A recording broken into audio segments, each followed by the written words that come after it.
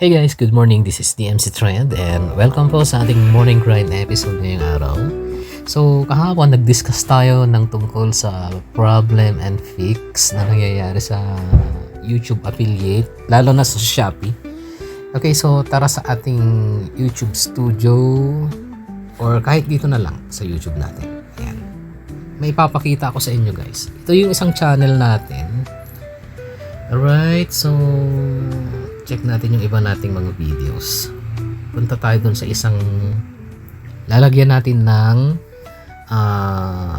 shopping affiliate na sarili nating store. Ganito yan. Paano gawin? Kunyari, ito yung gagamitin nating video. Tingnan natin yung medyo mas malaki ang view. Bago lang kasi itong channel natin na to kaya ine-experiment pa natin. Pero at least meron kayong idea kung paano ginagawa or paano nilalagay yung mga ads sa short gamit ang inyong sariling e-com store. Ganito yan. Okay, demo ko na lang. Ang ganda mag YouTube automation ngayon guys, lalo na sa mga short video kasi pwede mong i-customize yung ads and at the same time pag-affiliate ka ng specific store like Shopee or sarili mong shopping store online, pwede mong ilagay yung sarili mong product. Paano? Ganito yan. Kaya hanap lang tayo ng magandang video. Okay, itong niche na kinalibrate natin dito is mga K-pop group eh. Medyo maganda kasi yung kanyang maganda yung kanyang audience. Okay, so kunyari ito, edit natin. Ito kay Lisa ng Blackpink. Sa Android na lang to guys. Meron tayong mga YouTube automation tutorial, both English and Tagalog. Pwede nyong i-avail yun. Ito yung gagamitin natin na ads dito. So, mag-tag tayo ng products. Tanggalin muna natin. Okay. Ang ganda guys ng ang ganda ng looks pagka meron na yung ads dun sa short video mo. So, kunyari mag-a-add tayo mag-add tags tayo. Ay, tag products. Tapos, search sa shop. And then, kunyari meron kayong na-create ng shop, magpapakita sa inyong YouTube yung mga na-create nyo ng shop. Sa Shopee naman, pwede. Halimbawa, gusto nyo mag-tag sa Shopee, pag in-apply nyo yan, lahat ng product, pwede nyo i-load dyan. So, kunyari, ang inyong video is, let's say, kunyari lang, specific niche like dancing, let's say, for example, sexy dancing ng isang K-pop group or specific girl na sumasayaw ng isang trending music. Let's say, for example, it's a dance music na nagtitrend. Tapos ang kanyang outfit let's say for example sexy, kunyari naka white short or naka denim short or naka jeans, pwede. Kunyari gusto mong i-associate yung product na yun sa suot niya, hanap ka lang ng sexy short. For example, Shopee yung magpapakita na. Then, kung halimbawa gusto mo naman lipstick, pwede rin.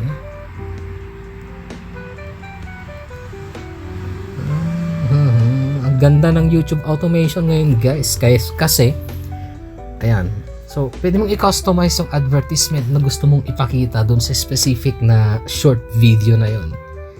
Okay, so tapos na tayo dyan.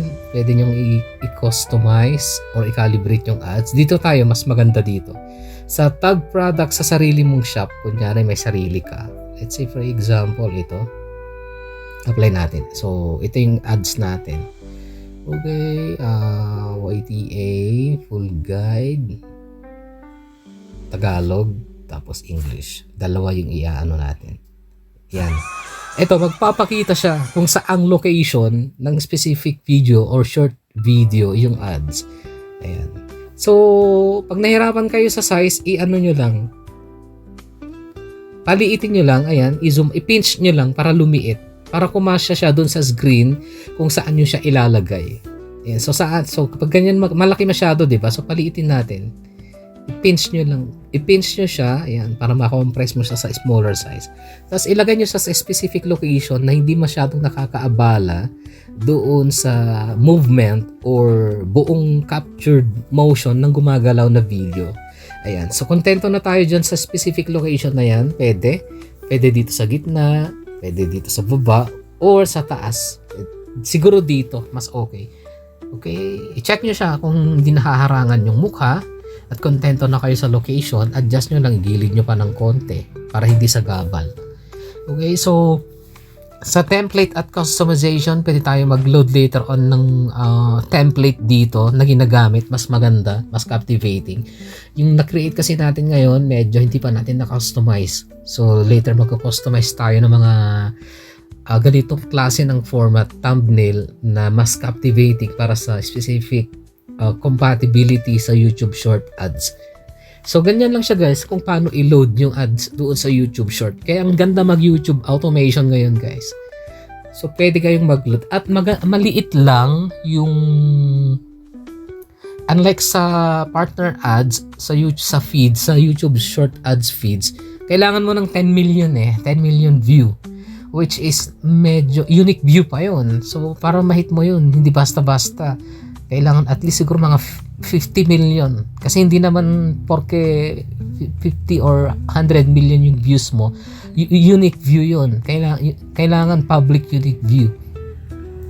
Sa isang channel nga natin, yung nakaka 5M na tayo pero ang unique view lang natin nasa 2.5. So, pero at least dito sa YouTube Short, sa paglalagay ng ads, maliit lang yung requirement. Nasa 3 million lang. Madali nyo lang siyang ma-reach yung 3 million views na requirements.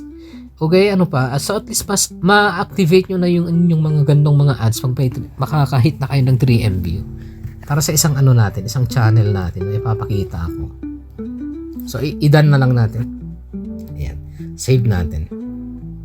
Ayan. So, maghihintay na lang kayo ng sales ninyo.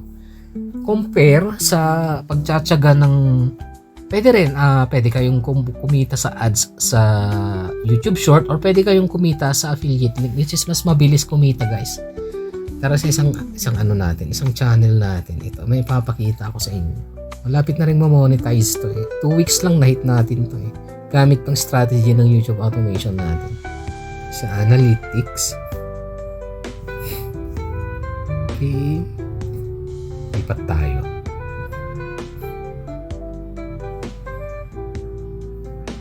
Natin yung view natin dito for the past 48 hours. Medyo maliit lang din. Sa earn, konti na lang, mamomonetize na rin natin to.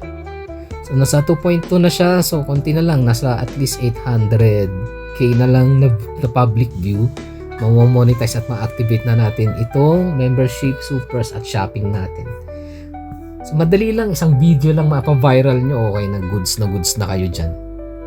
Ito yung isang video na viral natin gamit itong strategy natin sa YouTube automation. Nasa 4.8 million na rin to guys.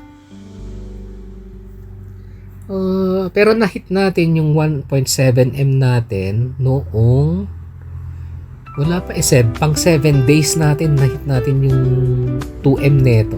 And the rest, nagtuloy-tuloy na siya na nagbibigay ng maraming view araw-araw. So, makaisang video lang kayo gamit yung mga YouTube automation tools na ginagamit natin. Paldo-paldo na rin guys. Alright, so that's it. Sana nakatulong tong morning grind episode natin ngayong araw. Again, this is DMC Trent. Thank you guys for watching. Please like, share, subscribe, and comments. Good morning!